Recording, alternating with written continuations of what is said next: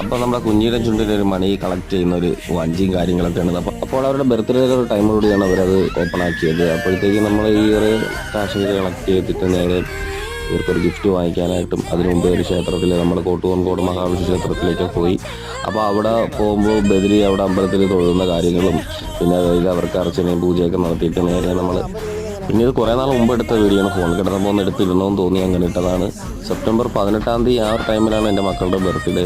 പിന്നീട് അവർക്കൊരു ഗിഫ്റ്റ് വാങ്ങിക്കാനായിട്ട് ഒരു ജ്വല്ലറി പോയി, സുഹൃത്തിൻ്റെ ഹാരിസ് ജ്വല്ലറിയാണ്. അപ്പോൾ ആ ജ്വല്ലറി പോയപ്പോഴത്തേക്ക് അവിടെ നിന്ന് കളക്ഷനും കാര്യങ്ങളൊക്കെ എടുത്ത് കാണിച്ചു തന്നു. അപ്പോൾ അവർക്ക് വേണ്ട സാധനം എടുത്ത് അപ്പം പുള്ളിക്കാരൻ ബദരീനെ ആരും മൈൻഡ് ചെയ്യാത്തതുകൊണ്ട് പോയി പിണങ്ങി കിടക്കുന്ന സീനാണ് കാണുന്നത്. അവിടെ ജ്വല്ലറിയുടെ തറയിൽ പോയി കിടക്കുകയാണ് നേരത്ത്.